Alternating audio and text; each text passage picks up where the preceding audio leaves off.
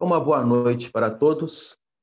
Sejam todos muito bem-vindos a mais esta reunião pública de nossa casa, onde estamos dando continuidade ao Evangelho segundo o Espiritismo, dentro do capítulo 16, que traz o título Não se pode servir a Deus e a Mamon. O codificador, Allan Kardec, ele vai extrair uma série de ensinamentos de Jesus, relatado pelos evangelistas, onde o foco principal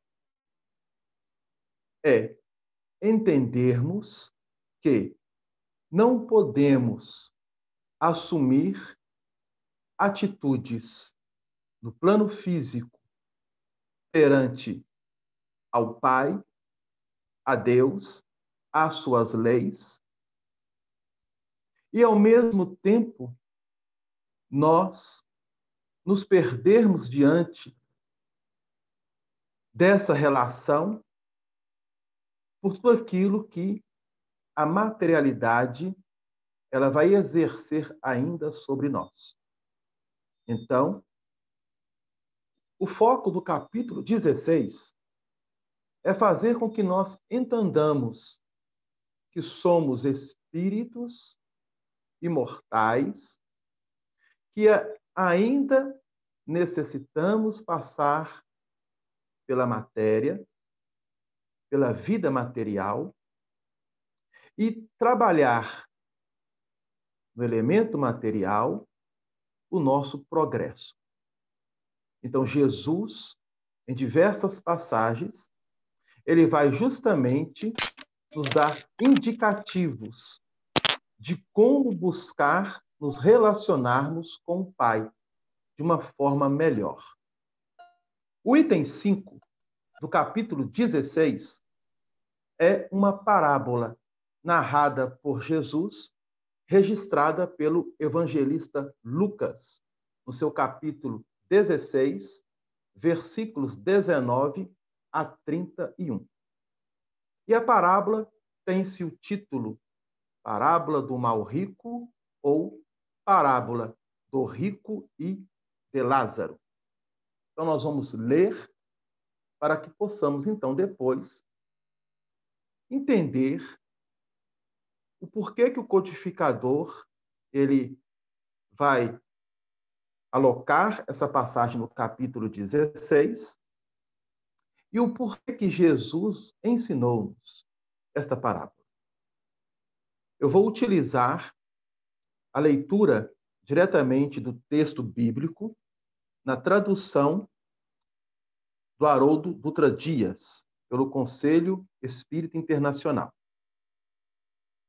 Havia um homem rico que se vestia de púrpura e linho fino, deleitando-se a cada dia esplendidamente. E um mendigo de nome Lázaro, coberto de chagas, estava lançado junto ao portão dele, desejando saciar-se do que caía da mesa do rico. Além disso, os cães vinham lamber-lhe as chagas. E sucedeu que, ao morrer o pobre, o mendigo, e ser levado pelos anjos para o seio de Abraão, morreu também o rico e foi sepultado. No Hades, levantando os olhos, estando em tormentos, viu Abraão de longe e Lázaro em seu seio. Ele, chamando-o, disse: Pai Abraão, tem misericórdia de mim. Envia Lázaro para que mergulhe na água a ponta do seu dedo e me refresque a língua, porque estou aflito nesta chama. Disse Abraão: Filho, lembra-te as tuas coisas boas durante a tua vida. E Lázaro, do mesmo modo, as coisas más. Agora ele está sendo consolado aqui e tu estás aflito.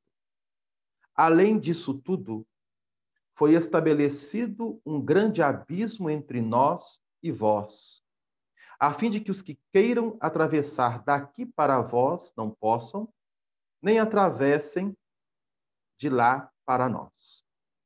Disse: sendo assim, peço a ti que o envies para a casa de meu pai, pois tenho 5 irmãos, para que lhes testemunhe, a fim de que eles também não venham para este lugar de tormentos. Diz Abraão: eles têm Moisés e os profetas, que ouçam-nos. Ele disse: não, pai Abraão, mas se alguém dentre os mortos for até eles, se arrependerão. Disse-lhe: se não ouvem a Moisés e aos profetas, mesmo se alguém se levantar dentre os mortos, não serão persuadidos.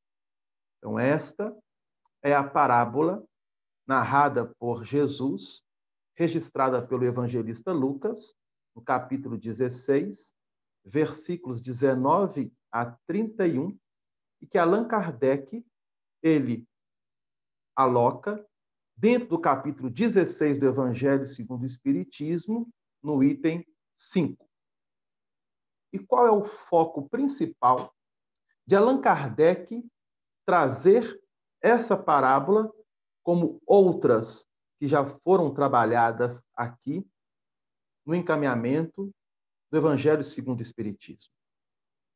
Porque quando nós vamos lendo a parábola, nós vamos observando que Allan Kardec ele vai evidenciar a mesma dentro de um viés interpretativo. No capítulo 16 do Evangelho segundo o Espiritismo, nós não podemos deixar de desconsiderar que a análise principal, o foco principal, é a questão da riqueza. Porém, temos aprendido com a espiritualidade que o grande problema não é a riqueza nem o dinheiro. O problema é o espírito envergando uma posição no plano físico, onde ele possa usufruir desses benefícios no aspecto material, ele tem como dever saber direcionar essa riqueza para o progresso, para o crescimento, não somente dele, como de todos aqueles aos quais ele se relaciona, consequentemente, o progresso de toda uma sociedade, de toda a humanidade. Só que, como nós estamos num planeta de provas e de expiações, lembramos que, pelo fato da materialidade ainda sobrepor sobre as questões espirituais, nós nos deixamos dominar pela riqueza e pelo poder que ela vai exercer em nós. E dentro deste fascínio, nós entramos em queda, porque ainda trazemos na intimidade do espírito, como sabemos, o orgulho, o egoísmo, a vaidade, a intolerância e uma série de vícios ao qual, em cada reencarnação, temos a oportunidade de extirpar estes vícios. E como que nós vamos extirpar estes vícios? Passando pelas provações e pelas expiações. Então, o foco do capítulo 16 é entendermos que a riqueza material não é um malefício, pelo contrário. Ela traz para a humanidade o progresso, para as civilizações dentro da humanidade, o avanço. O problema é como que nós direcionamos essa riqueza. Mas como o Evangelho segundo o Espiritismo também está trabalhando nas lições de Jesus os elementos morais, podemos levar para a interpretação de que Allan Kardec nos convida a pensarmos, a refletirmos qual a riqueza melhor, qual a riqueza mais útil, qual a verdadeira riqueza, a material ou a espiritual. E o que vem a ser riqueza espiritual? E o que vem a ser riqueza material? Riqueza material nós já sabemos. E riqueza espiritual? O que significa?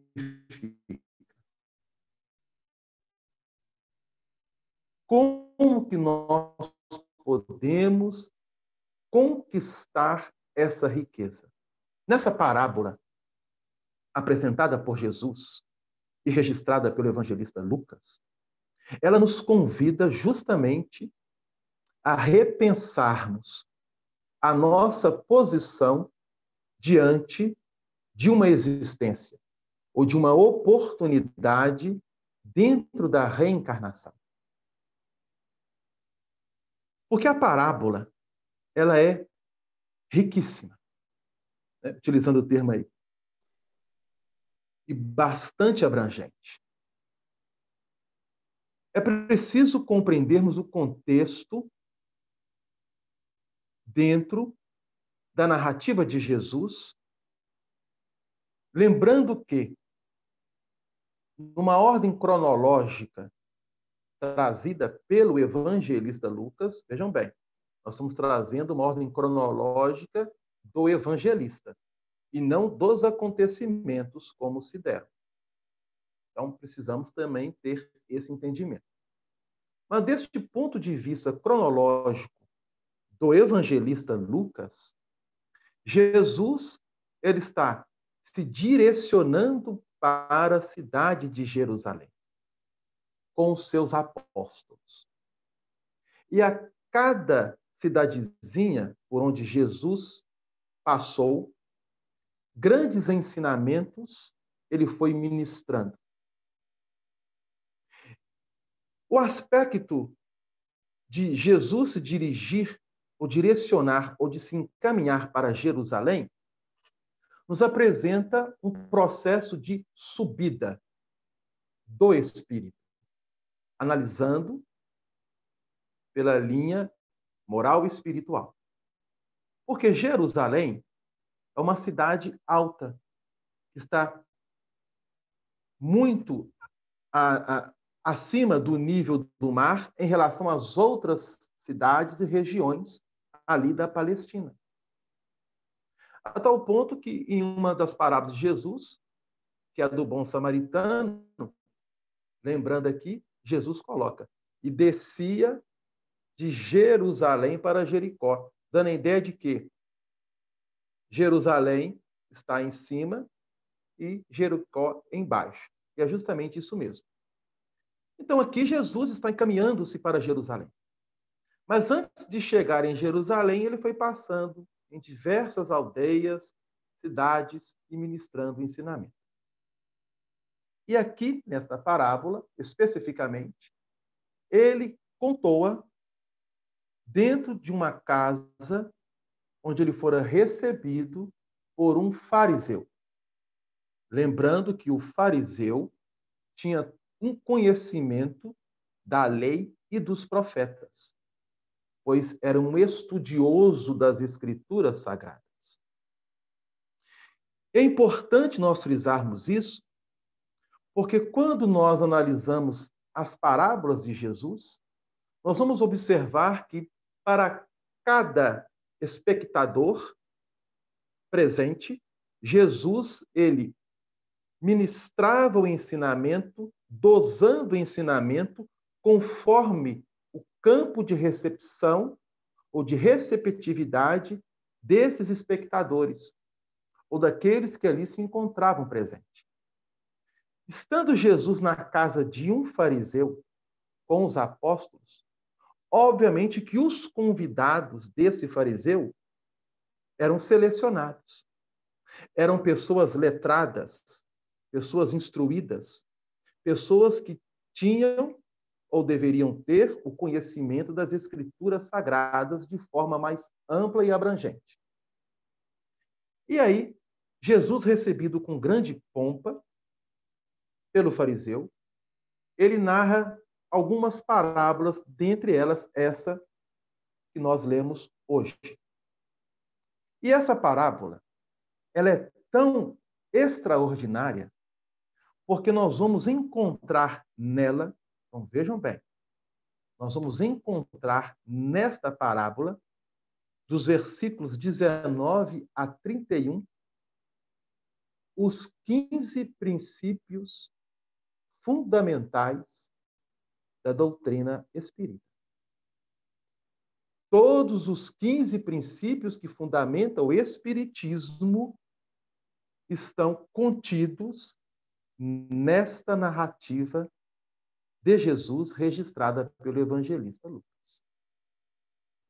Para que possamos observar a sublimidade do ensinamento, a profundidade deste ensinamento e o quanto essa parábola traz para nós como proposta de reflexão.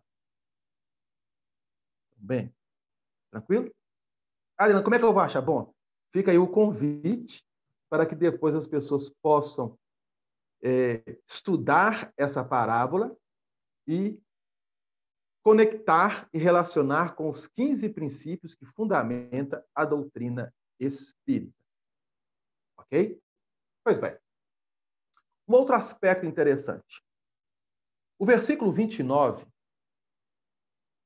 o Espírito Emmanuel faz um comentário no livro Pão Nosso, no capítulo 116. E qual que é o versículo 29?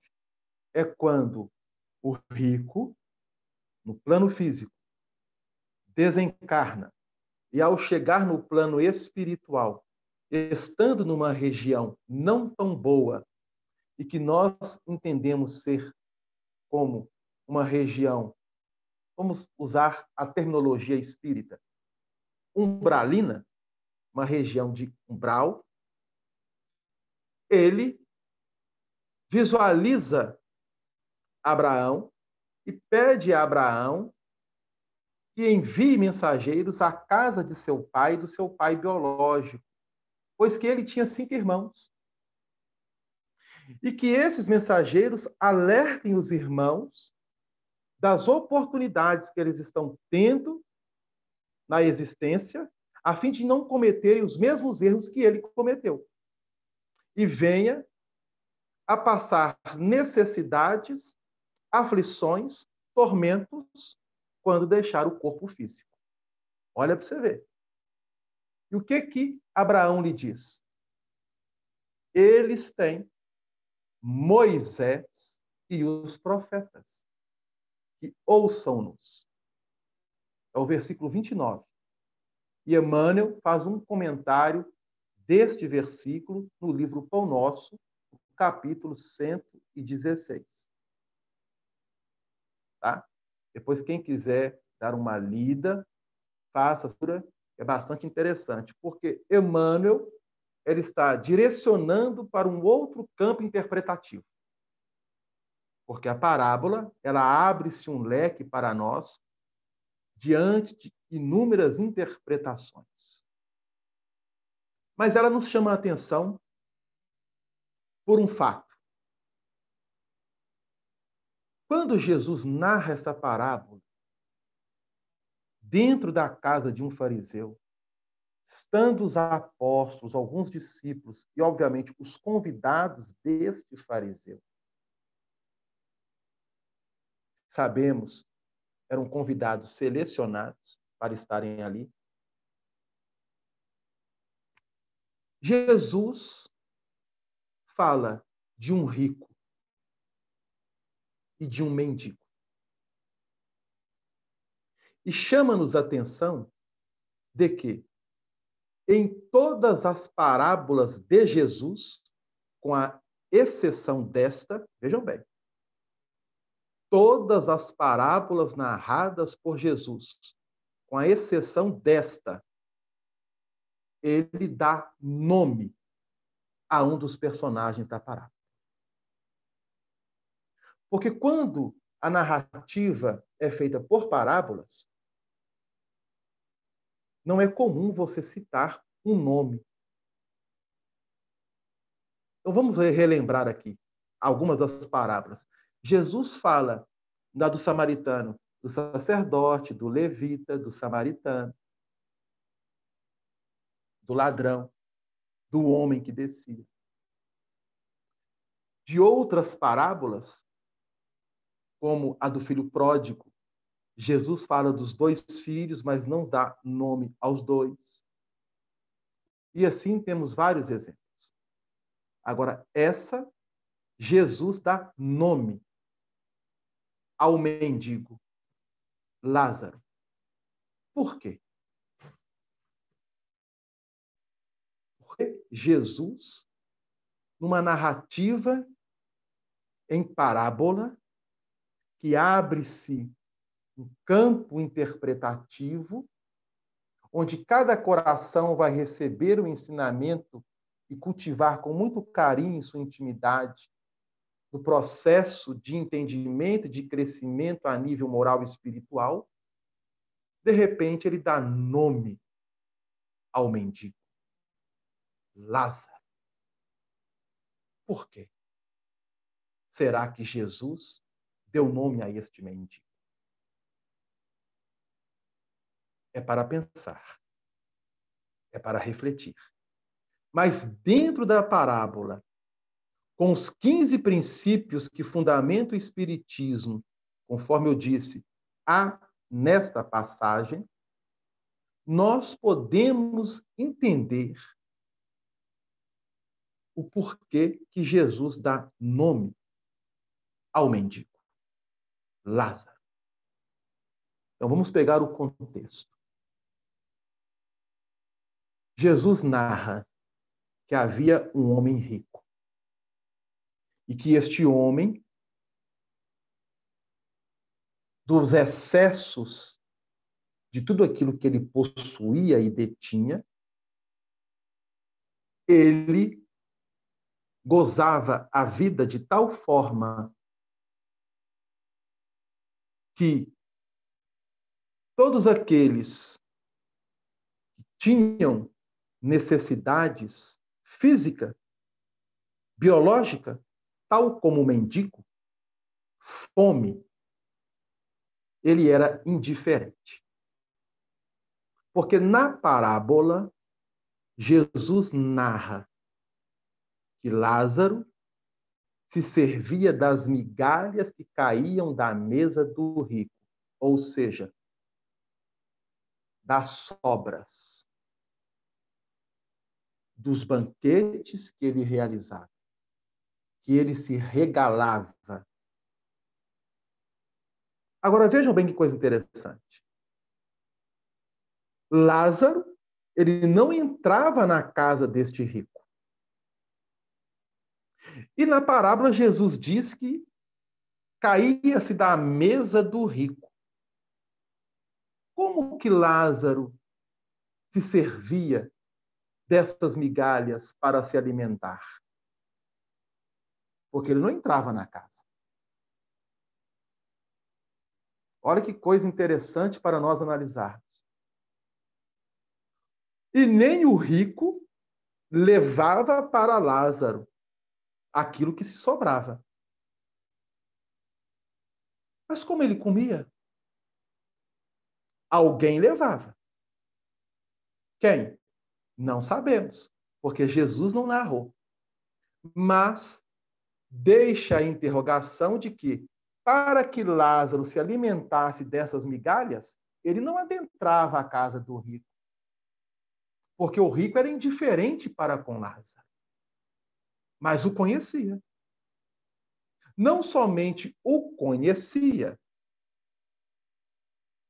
porque quando ele está na região umbralina e olhando para o alto, e narra-nos aqui o versículo 23, no Hades, que é o inferno em grego, que é o Tártaro dos pagãos, e que Allan Kardec, no livro Céu e o Inferno, a justiça divina segundo o Espiritismo, ele trabalha com muita naturalidade a questão do inferno, mostrando-nos para nós, conforme a visão espírita.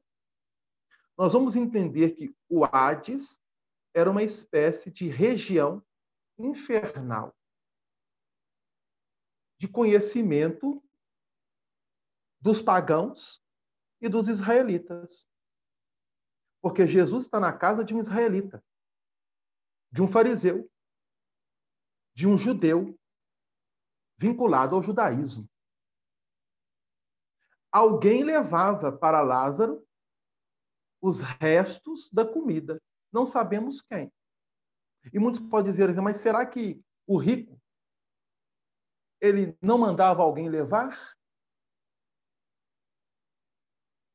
Pode ser que sim, mas pode ser que ele nem ficou sabendo daquilo que se fazia com os restos que sobrava da sua mesa. Assim como muitos de nós, quando estamos em família e faz aquele mundaréu de comida e há um desperdício enorme, o que fazemos com a comida que sobra? Jogamos fora. Ou alguém se ajunta para dar depois para os cães. Porque Lázaro era tão miserável que as chagas purulentas que se abria de seu corpo, quem fazia a asepsia eram os cães, que lambiam-lhe as chagas, conforme narra Jesus. A tal ponto de que ninguém limpava suas feridas, mas os cães que ali se encontravam com ele e que também, talvez, se servia dos restos da comida deste rico, conforme Lázaro, lambia as chagas de Lázaro. E aconteceu o seguinte, Jesus narrando, os apóstolos ouvindo, os fariseus ouvindo. E lembrando que, ao narrar essa passagem, a multidão estava fora da casa, talvez faminta, biologicamente falando, e faminta, espiritualmente falando. E naquele momento, na casa do fariseu, os convidados do mesmo, saciados de um banquete que ele oferecera a Jesus, mas talvez famintos de um alimento espiritual. E que Jesus, neste momento, estava lhes oferecendo. E aí, Jesus coloca: o rico morreu e foi sepultado. Lázaro morreu. Há uma diferença quando ele coloca Lázaro morreu e o rico que morreu foi sepultado, porque quando é sepultado, quer dizer que houve todo um processo de honrarias para o sepultamento daquele personagem narrado por Jesus nessa parábola. Lázaro não foi sepultado, era como se fosse jogado numa vala comum. Era um indigente, era um mendigo, era indiferente, era invisível aos olhos da sociedade. Mas o rico não. E aconteceu o quê? Os dois que haviam desencarnado chegaram no plano espiritual. E ao chegar no plano espiritual, o rico material ficou mendigo espiritual. E o miserável material ficou rico de forma espiritual. Inverteu-se a posição. Agora, vejam bem, que na parábola, Jesus coloca que Lázaro estava resignado diante daquela situação. Lázaro estava resignado. Porque se Lázaro não estivesse resignado, mesmo fisicamente sendo miserável, se ele revoltasse, ele poderia perder esta oportunidade. E talvez, ao adentrar o plano espiritual, não fosse acolhido pela espiritualidade amiga e benfeitora, aqui personificada por Abraão, que era o patriarca do povo hebreu. Então, olha como Jesus vai utilizando os símbolos na parábola. Ele fala de Abraão, que é o patriarca do povo hebreu, que acolheu Lázaro, que no plano físico era indiferente da sociedade e do rico, mas que no plano espiritual inverteu-se a posição. Ele enriqueceu-se para Deus e o rico, que não soube ajuntar em celeiros no campo íntimo para Deus, se tornou mendigo espiritualmente e moralmente falando. Então, olha como Jesus vai construindo a passagem, trazendo elementos dentro da própria interpretação e conhecimento dos judeus, dos fariseus, dos apóstolos. E por que Lázaro recebeu o nome? E aí entra justamente a lei de causa e efeito. Dentro da lei de causa e efeito, sabemos que se Lázaro, ele, ao estar numa existência tal conforme essa narrada por Jesus, é porque houve, diante da lei, uma semeadura e ali estava sendo a colheita. E ao mesmo tempo que Lázaro colhia, semeava. E a colheita da resignação que ele semeou durante toda uma vida de miserabilidade, ele recebeu no plano espiritual. E o rico estava colhendo e semeando ao mesmo tempo, se beneficiando de uma fortuna material, não sabendo utilizá-la, se perdendo diante das paixões do próprio egoísmo, e ao adentrar o plano espiritual, diante da lei de causa e efeito. Então aí tem um princípio. Tem-se o livre-arbítrio. Tem-se a reencarnação, porque quando é colocado, pai Abraão pede que Lázaro molhe a ponta do dedo com água e venha refrescar minha língua, porque estou em tormento nessas chamas. E Abraão diz, há um abismo entre nós, porque os que estão deste lado não podem passar para aí, os que estão aí não podem passar para cá. Isso é reencarnação. Só após uma reencarnação por expiação ou por provação é que o rico poderia estar lá. Mas uma outra coisa nos chama a atenção nesta parábola. Conforme outras narrativas do texto dos 4 evangelhos, nós vamos observar que o rico fala para Abraão que ele tinha 5 irmãos. Da mesma forma que quando Jesus estava conversando com a samaritana junto ao poço de Jacó, Jesus narra para ela que ela tinha 5 maridos. Há aí algo importante a ser destacado que não dará tempo para nós falar. Mas é preciso entender que Allan Kardec, ao extrair esta parábola para o capítulo 16, ele quer mostrar para nós o quanto nós, no plano físico, ainda diante do orgulho e do egoísmo, somos indiferentes a muitas situações, especialmente a muitos irmãos nossos. Então, vou trazer, para que nós possamos fechar, 2 perguntas do Livro dos Espíritos. Primeira delas, pergunta de número 708, que está dentro das leis morais, na lei de conservação. 708.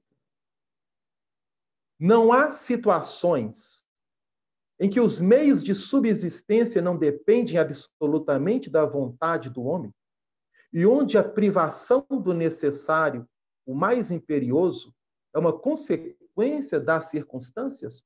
O Allan Kardec está perguntando sobre a questão de subsistência no plano físico. Porque há situações que que não dependem absolutamente da vontade do homem. Como que é isso? É uma consequência das circunstâncias? Resposta dos espíritos. É uma prova frequentemente cruel que o homem deve sofrer e a qual sabia que seria exposto. Nessa pergunta, podemos identificar que Lázaro sabia que passava por uma expiação. E ele se resignava diante disso. Olha que coisa interessante. A questão 707. Kardec pergunta, que é a anterior. Os meios de subsistência faltam frequentemente a certos indivíduos, mesmo em meio da abundância que o cerca. A que se deve ligar esse fato? Então, olha que coisa interessante. A parábola nós estamos vendo um indivíduo vivendo na abundância e o outro completamente de forma precária, na miserabilidade. E Kardec quer saber a que se deve ligar esse fato? Resposta dos espíritos: ao egoísmo dos homens, que nem sempre fazem o que deve, em seguida, e o mais frequentemente, a eles mesmos. Bom, para que nós possamos refletir. Questão 707 e 708 de O Livro dos Espíritos.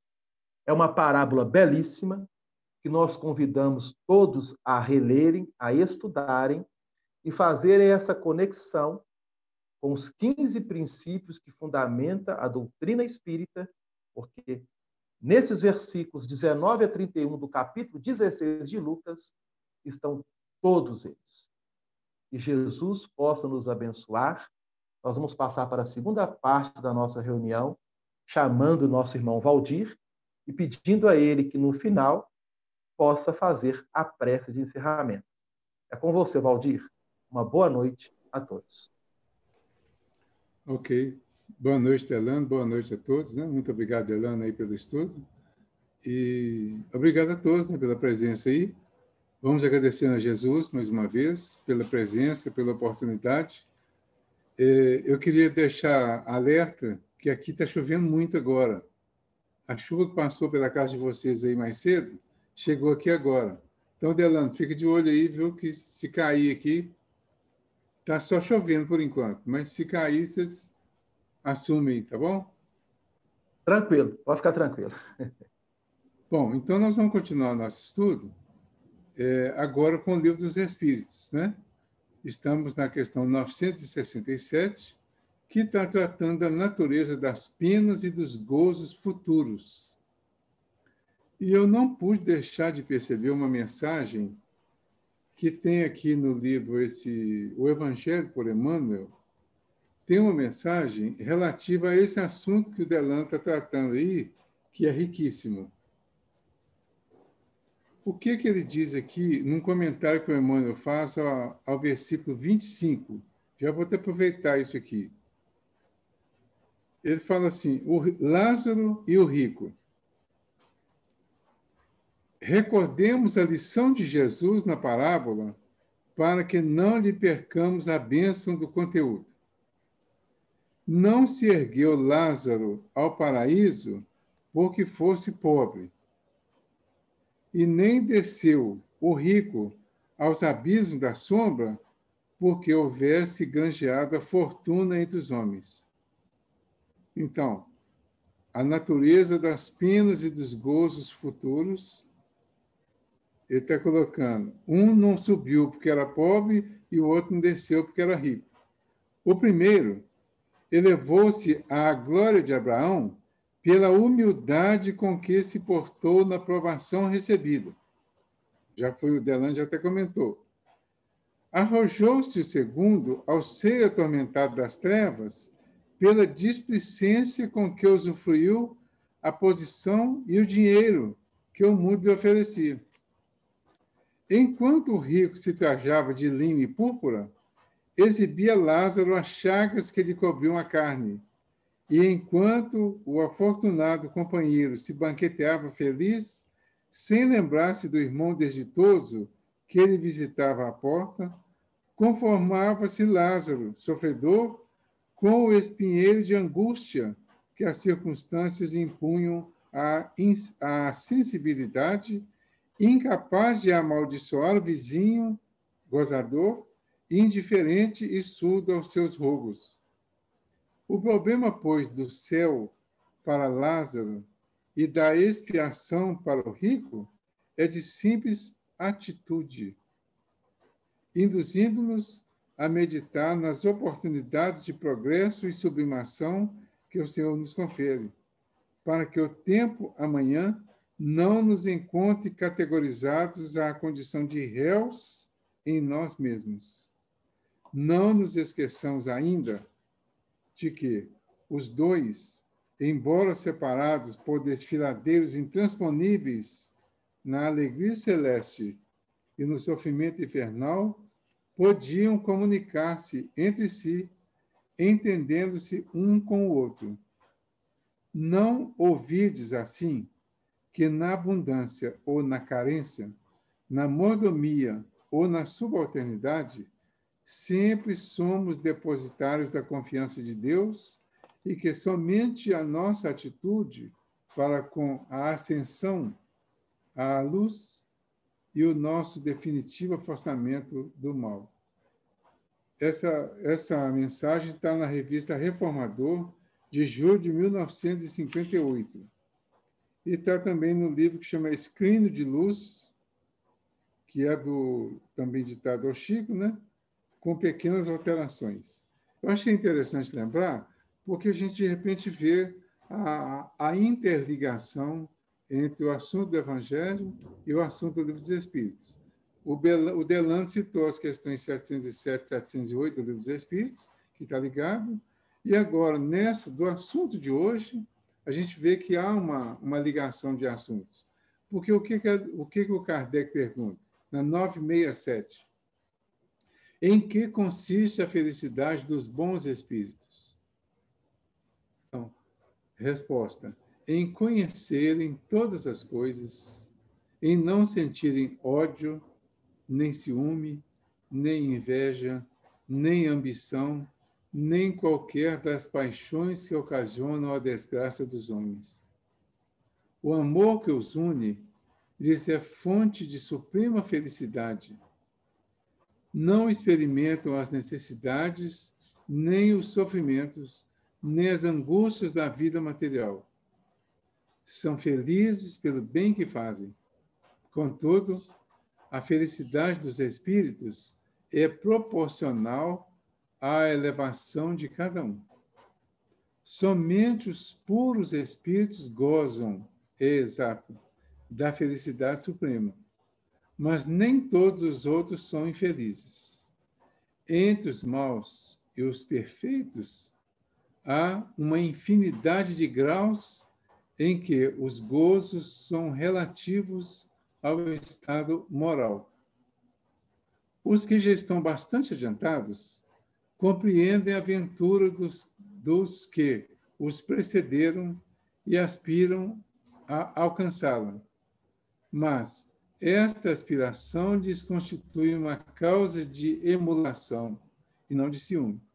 Sabem que deles depende o consegui-la, e para o conseguirem, trabalham, porém, com a calma da consciência tranquila, e ditosos se consideram por não terem que sofrer o que sofrem os maus. Então, uma pergunta pequenininha e uma resposta grande, né? Mas nós vamos vendo aqui uma orientação, porque nós estamos tratando agora das penas e dos gozos futuros. As penas e os gozos futuros certamente estão relacionados com a nossa vida no mundo espiritual. Então, a nossa vida no mundo espiritual, ela vai ser a consequência de tudo aquilo que nós vivemos aqui de alguma forma. Essas consequências não são o resultado do que nós fomos, mas são muito mais o resultado do que nós fizemos. O que nós fizemos? Quer dizer, em que consiste a felicidade dos bons espíritos? Eu estava pensando aqui, enquanto lia hoje mais cedo, estava organizando aqui o material e estava pensando aqui. Interessante, uma ótima informação, muito bacana a informação. Mas eu pergunto, quando nós falamos de céu, de paraíso, eu imagino que a grande maioria que tem uma ideia de céu e de paraíso gostaria de ir para lá. Mas quem gostaria de morrer para ir para lá? Nós que estamos aqui hoje. Será que a gente aceitaria tranquilamente assim? Bom, você vai para o paraíso, mas para você ir para lá você vai ter que desencarnar ou morrer. Quem de nós aceitaria hoje isso com tranquilidade? Isso é o primeiro questionamento que eu fiz. Gostaria que vocês se fizessem também e se dessem a resposta. Mas a questão mais importante nem é essa. Não é a questão de morrer ou não, desencarnar ou não. A questão mais importante é quem de nós estaria disposto a matar o ódio, o ciúme, a inveja, a ambição ou qualquer das paixões que ocasionam a desgraça dos homens. Vamos refletir sobre isso? Porque a felicidade consiste em conhecerem todas as coisas, em não sentirem ódio, nem ciúme, nem inveja, nem ambição, nem qualquer das paixões que ocasionam a desgraça dos homens. Então, é isso que consiste a felicidade dos bons espíritos. Os bons espíritos estão no meio da escala, né? Estão no meio da escala. Os imperfeitos estamos embaixo, nas 5 classes inferiores. Então, a 10ª, a 9ª, a 8ª, a 7ª e a 6ª é a escala dos imperfeitos. A 6ª, a 5ª, a 4ª, ou melhor, não. Complicou tudo, né? 10ª, 9ª, 8ª, 7ª e 6ª, imperfeitos. quinta, quarta, terceira e segunda, os bons. E a primeira, os puros. Dos imperfeitos para os puros, para os bons, ou melhor, nós vamos transformando de imperfeitos para bons espíritos. Então, os imperfeitos estão ainda categorizados também como maus espíritos, porque ainda fazemos muito mal. Porque esses comportamentos que nós temos diante de algumas situações da vida acabam nos levando a ter maus comportamentos, más atitudes, do ódio, do ciúme, da inveja, da ambição e das paixões que vêm em consequência de tudo isso.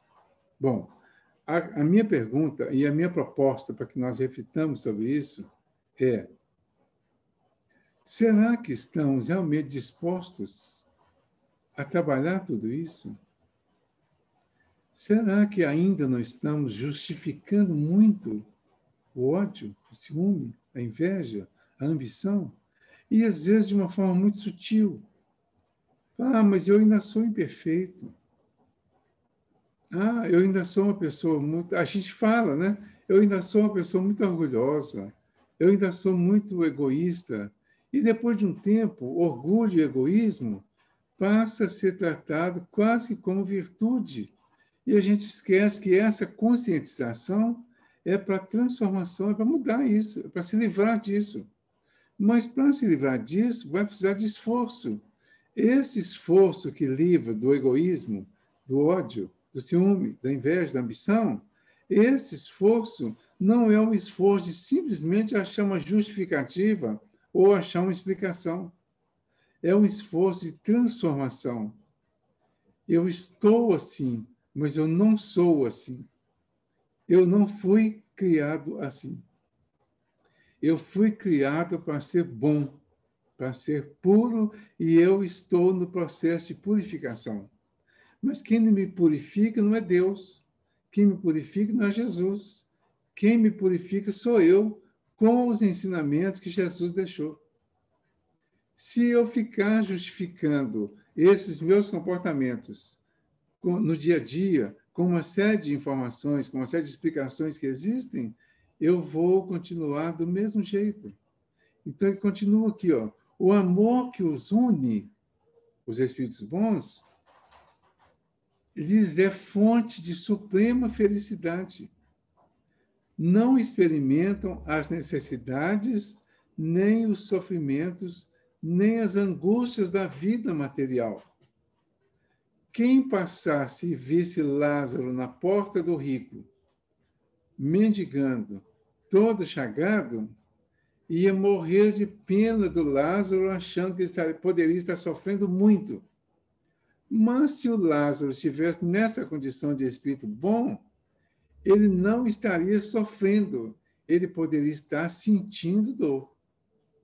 Sofrendo não, porque intimamente ele estaria sabendo por que estava passando por aquilo ali, e se já tivesse um pouco desse amor dos espíritos bons, ele estaria distribuindo amor para as pessoas que passassem e para todos aqueles que ajudassem de alguma forma. Mas e nós? Como estaríamos naquela situação? Será que já estaríamos nessa condição daqueles que são felizes porque são bons realmente? São felizes pelo bem que fazem. Ah, mas o Delano falou aí na questão 707 do egoísmo humano, que por isso que ainda existe miséria na Terra, né? Ah, então existe egoísta. Será que eu estou nesse meio? Será que eu estou fazendo a quantidade de bem possível que eu posso fazer? Ou estou perdendo essa oportunidade, que é a oportunidade de construir a felicidade dos bons? Contudo, a felicidade dos espíritos é proporcional à elevação de cada um. A felicidade dos espíritos é proporcional à elevação de cada um. essa elevação é a elevação de fato. É aquela que tem de dentro para fora e não de fora para dentro. É essa que vai proporcionar a felicidade. Ou seja, é a que nós estaremos realmente fazendo bem.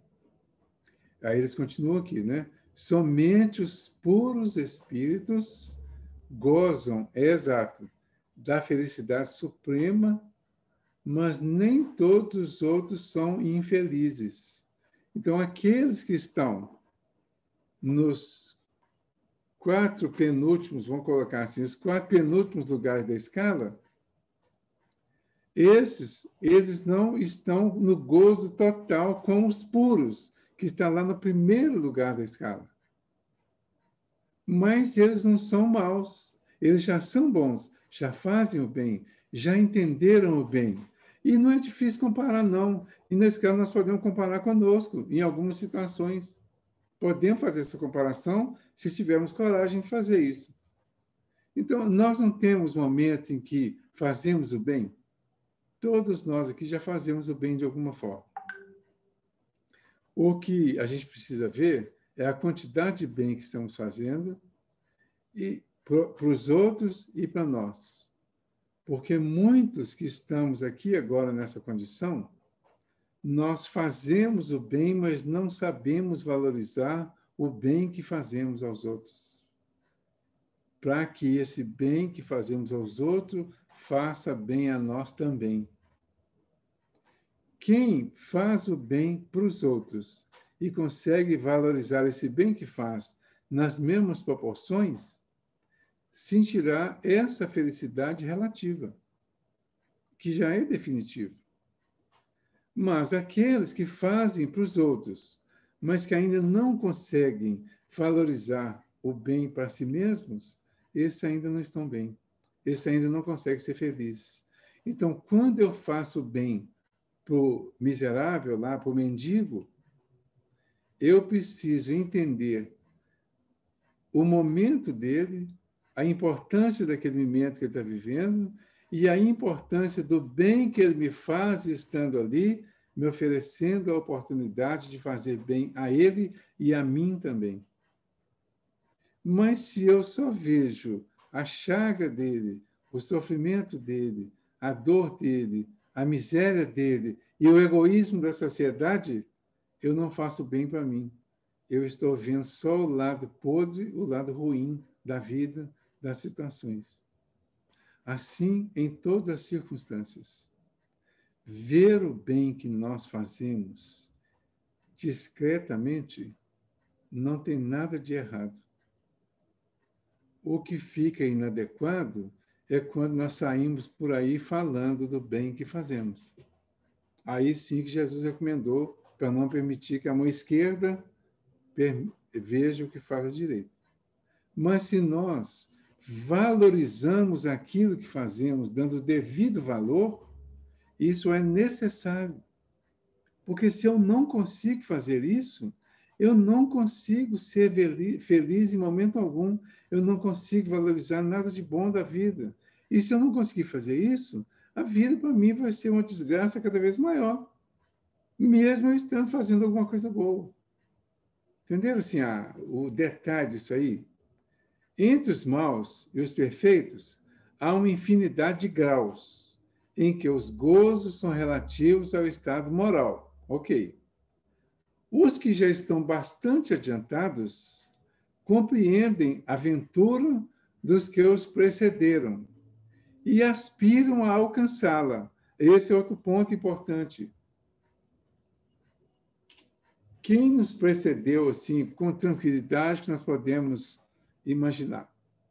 Nós podemos ir lá em cima imaginar Jesus, que passou por aqui, viveu a vida aqui, viveu tudo simbolicamente de alguma forma, mas na realidade, o que nós precisaremos viver aqui e como nós precisaremos viver diante das dificuldades, e desencarnou, né? E voltou ao plano espiritual, deixando a mensagem para nós de como nós devemos viver a nossa vida aqui. Então, esse foi um dos que nos precedeu e é a nossa referência maior, Jesus. Jesus é o nosso guia e modelo, segundo os Espíritos, na questão 625. Guia e modelo para nós. Mas nós temos outros. Por exemplo, nós temos um exemplo aqui bem próximo, né? O Chico Xavier. Foi uma pessoa boa? Foi um homem bom? Foi. Não há ninguém normal, eu estou dizendo normal, porque as pessoas que falam de pessoas como Chico e como outros líderes, como pessoas virtuosas que passaram por aqui, uma pessoa que os considera maus, que os critica por causa da crença, do rótulo religioso, essas pessoas não são normais. Então, por isso eu repito, as pessoas normais nós não vamos ver criticando o Chico. As lideranças da Igreja Católica, alguns bispos, arcebispos, as grandes lideranças, aqueles que eram populares na Igreja Católica na época do Chico, eles o elogiavam, admiravam e o respeitavam. Agora, é claro, aquelas lideranças que não são lideranças espiritualizadas, são aqueles que vivem a religião e não a religiosidade. Esses criticam o que tem crença diferente, porque eles têm interesses humanos dentro das próprias crenças. Esses ainda não são e não estão como espíritos bons. As lideranças que nós temos, poderíamos citar o Chico Xavier, que era espírita. Nós podemos citar o Papa Francisco agora, por exemplo, que é Papa católico. Nós poderíamos citar o Gandhi, que é hinduísta, é uma religião lá do Oriente. E poderíamos citar Madre Teresa de Calcutá, por exemplo, a Irmã Dulce e muitos outros líderes que foram chamados de líderes religiosos não por causa da religião deles, mas por causa da religiosidade. E essa religiosidade era passada para todos nós em atitude de bondade. Por isso, eles foram considerados com todo esse alcance.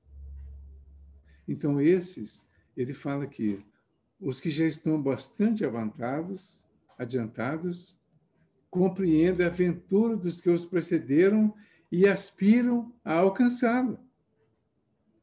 Se eu citasse, por exemplo, me lembrasse da história da irmã Dulce ou da Madre Teresa,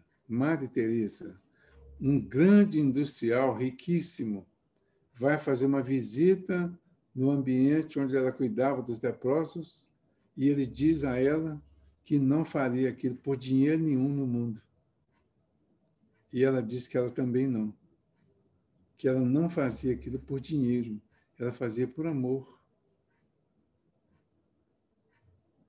Essa pessoa, quem não quer alcançá-la?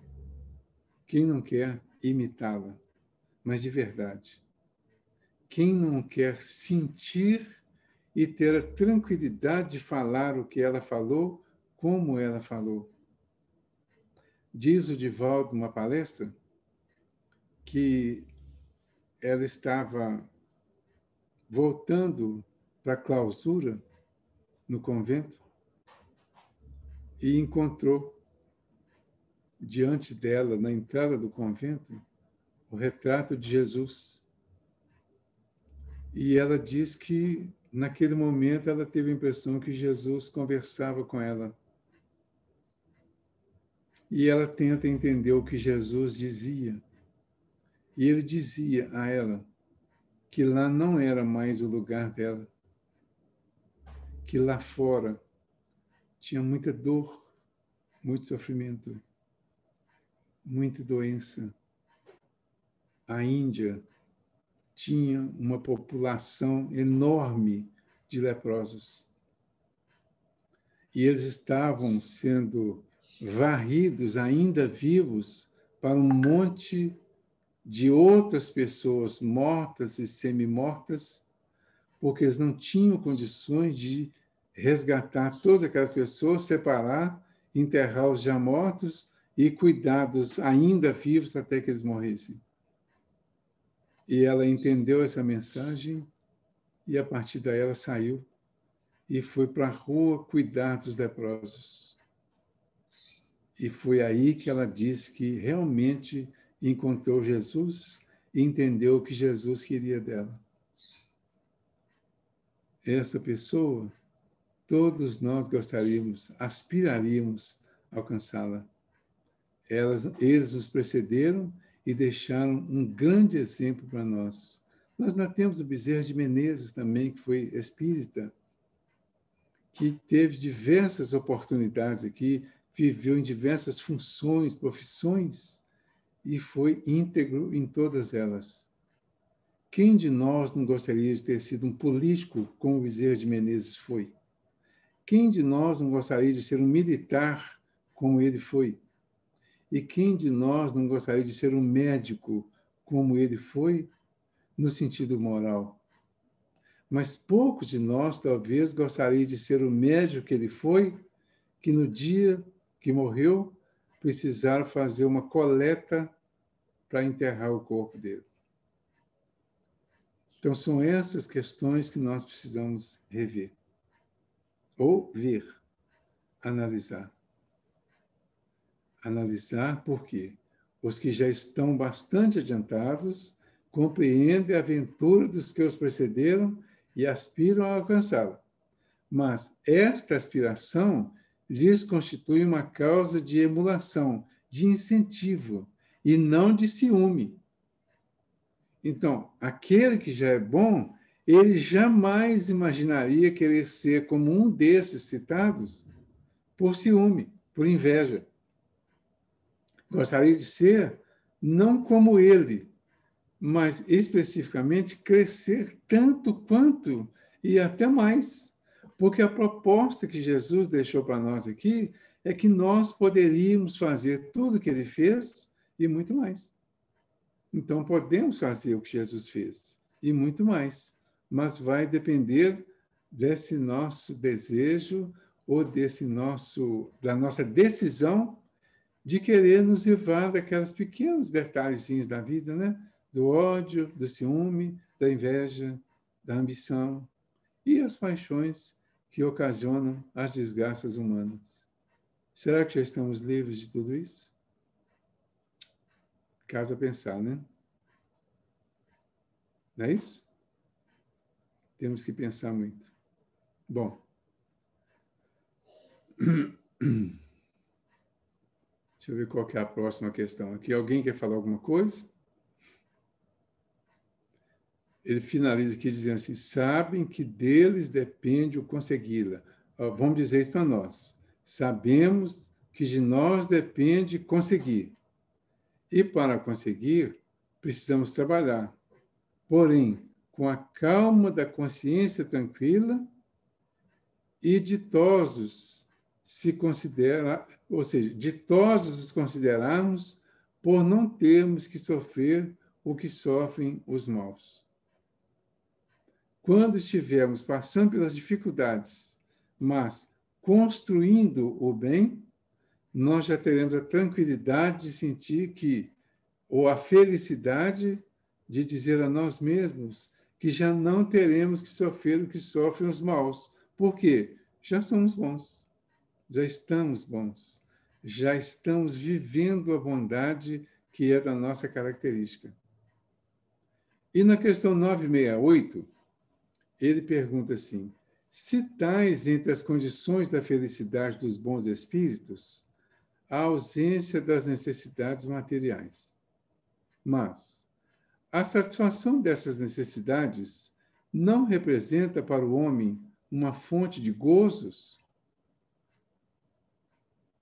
Bem perguntado e bem interessante, né? Se tais entre as condições da felicidade dos bons espíritos, a ausência das necessidades materiais. Mas a satisfação dessas necessidades não representa para o homem uma fonte de gozos? Antes de dar a resposta, eu vou lembrar o seguinte. Os espíritos imperfeitos, eu tenho citado muito isso, mas não custa citar mais uma vez. Lá na escala espírita, que a gente está citando de alguma forma aqui direto, os imperfeitos, a principal característica deles é domínio da matéria sobre o espírito. A dos bons é o contrário, domínio do espírito sobre a matéria. Aí voltemos aqui à pergunta para a gente relacionar tudo isso.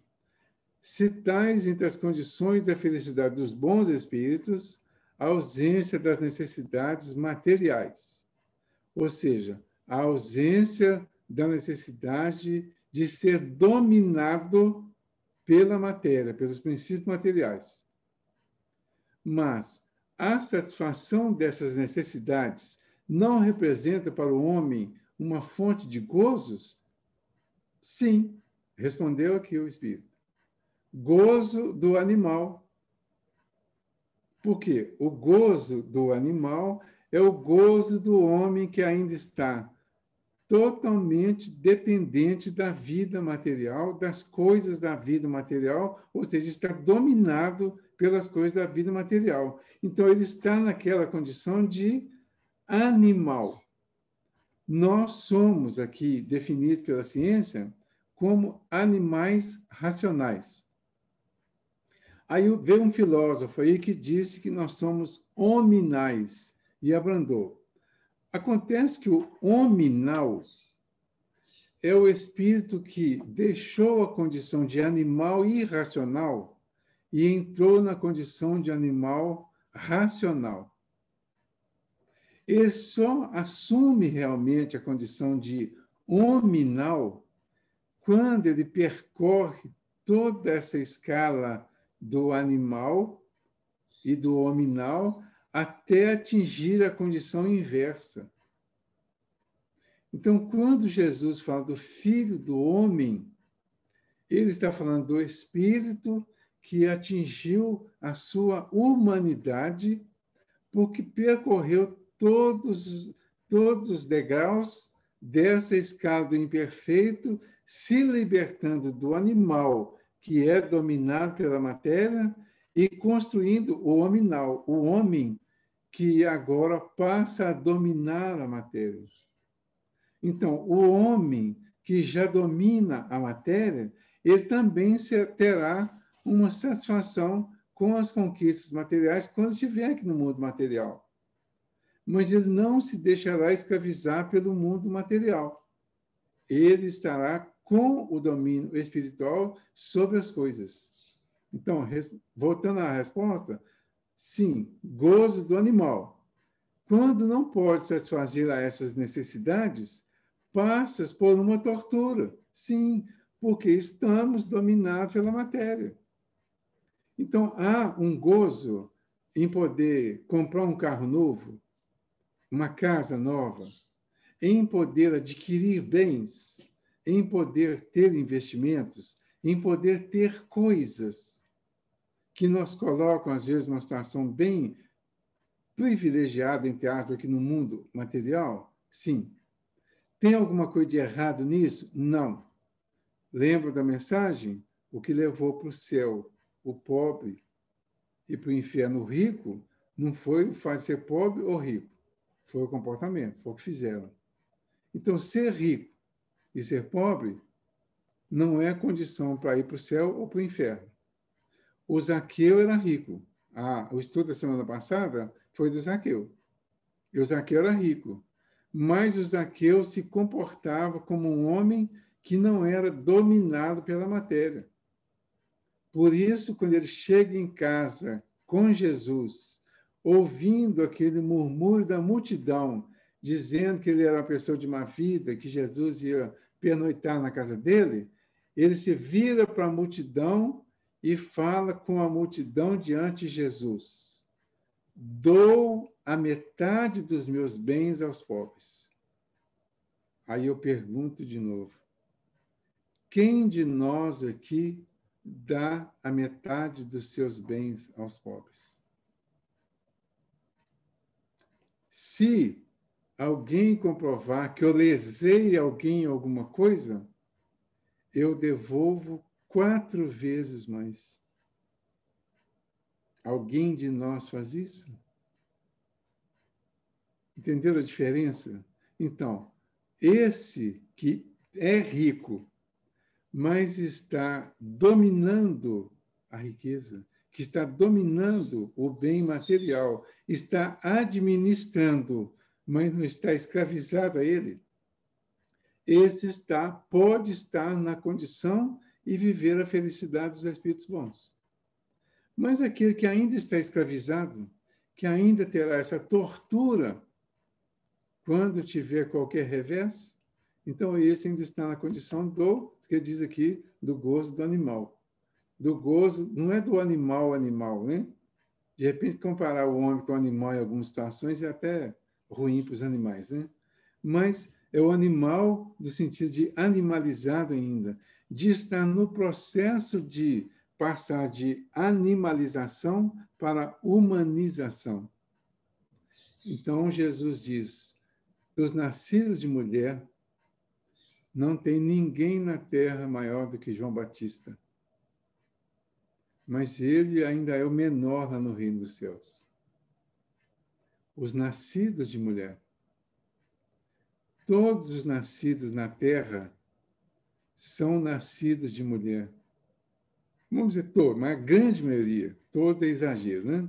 A grande maioria dos nascidos na terra são nascidos de mulher, porque estão renascendo por necessidade, estão reencarnando porque têm que reencarnar. Eu diria que eu só afirmaria Jesus, que nasceu na terra sem precisar renascer na terra. Então, ele era filho do homem. Filho do homem, porque ele já venceu todas as etapas da humanidade. Então, não é filho do homem, é filho da humanidade, é filho da experiência humana, é filho do que a humanidade propõe para que nós cresçamos e deixemos a necessidade de renascer através da mulher, que, na verdade, simboliza a reencarnação. Então, os nascidos de mulher são aqueles que ainda precisam reencarnar. Perdeu a necessidade de reencarnar, passa a ser filho do homem, da humanidade. E aí não precisa mais reencarnar. Aí ele pode reencarnar se quiser. Se quiser vir cumprir uma missão aqui, ele vai pedir e vai renascer sem necessidade, mas vem por missão, vem para ajudar, que aí é diferente. Então, esse terá a felicidade de nascer aqui na Terra, num mundo de prova e de expiação, para ajudar alguém.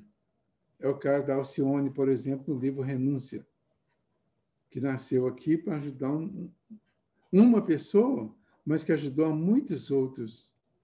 E nem tanto a pessoa que ela queria realmente ajudar, mas ela veio para ajudar. 969, ele pergunta assim: que se deve entender quando é dito que os espíritos puros se acham reunidos no seio de Deus e ocupados em lhe entoar louvores? Essa é uma expressão que eu não acho que é tão comum, mas que é dita de alguma forma, né? Que se deve entender, então, dessa expressão, quando é dito que os espíritos puros se acham reunidos no seio de Deus, que ficam lá adorando a Deus, ficam louvando a Deus, ocupados em lhe entoar louvores. Imagina, se faz um esforço danado para se tornar espírito puro. Aí, quando você chega na condição de puro, você vai ficar ajoelhadinho lá nos pés de Deus, entoando louvores a Ele o tempo todo. Aí, imagina você ficar lá o resto da eternidade entoando louvores a Deus.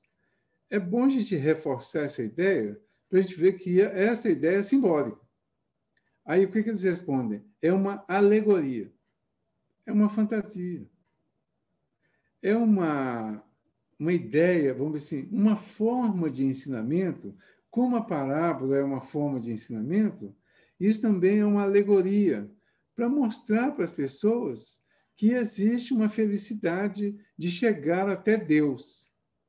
Porque a gente nem sempre tem condição de raciocinar nesses termos. Então, é uma alegoria indicativa da inteligência que eles têm das perfeições de Deus, porque o veem e compreendem, mas que, como muitas outras, não se deve tomar ao pé da letra. E, realmente, imaginar isso depois de uma certa coragem para refletir, nos colocaria numa situação muito desagradável, muito, eu diria, muito chata até, né?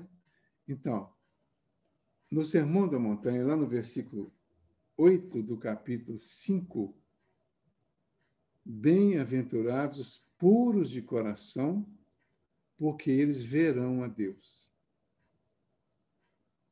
O que Jesus diz aí? Bem-aventurados, ou seja, felizes, os puros de coração, porque eles verão a Deus. Porque eles verão não com os olhos. Eles verão com todos os sentidos que nós conhecemos aqui, no sentido de entender amplamente a Deus. Então, o Espírito puro é aquele que vai entender a Deus amplamente, mas não significa que ele vai ficar lá prestando louvores a Deus. Ele vai entender o universo, mas ele vai continuar trabalhando pelo progresso do universo. Porque louvar a Deus, adorar a Deus, não é ficar parado de mãos postas diante de Deus, mas sim diante do universo, fazendo com que o universo continue em movimento e crescendo, para que outros seres continuem crescendo também a partir da experiência desses seres maiores. Então, se Jesus atingiu a condição de espírito puro, ao invés de ficar louvando a Deus lá nos pés de Deus, ele louvou a Deus vindo à terra ajudar os filhos de Deus que estavam na terra, numa situação ruim, e que ele veio mostrar para eles como agir, como fazer para chegar lá. Isso seria o verdadeiro louvor a Deus, a verdadeira ocupação desses espíritos. Queremos agradecer? Ótimo. Precisamos agradecer. Precisamos ser gratos a Deus. Precisamos ser gratos por tudo que nos acontece. Hoje nós temos conhecimento e entendimento para louvar a Deus, agradecer a Deus, honrar a Deus com a nossa atitude. Então, hoje, quando eu quero agradecer, eu não só oro, mas eu trabalho. Nós, né? Nós hoje, se quisermos louvar a Deus, se quisermos agradecer a Deus e ser grato por qualquer coisa, que nós possamos louvar e agradecer trabalhando. Tudo na natureza, desde o grão de areia, canta, isto é, proclama o poder, a sabedoria e a bondade de Deus. Não creias, todavia, que os espíritos bem-aventurados estejam em contemplação por toda a eternidade. Seria uma bem-aventurança estúpida e monótona. Fora, além disso, a felicidade do egoísta, porquanto a existência deles seria uma inutilidade sem termo. Estão isentos das tribulações da vida corpórea, dos sofrimentos, das dores, que já é um gozo. Depois, como dissemos, conhecem e sabem todas as coisas. Dão útil emprego à inteligência que adquiriram, auxiliando os progressos dos outros espíritos.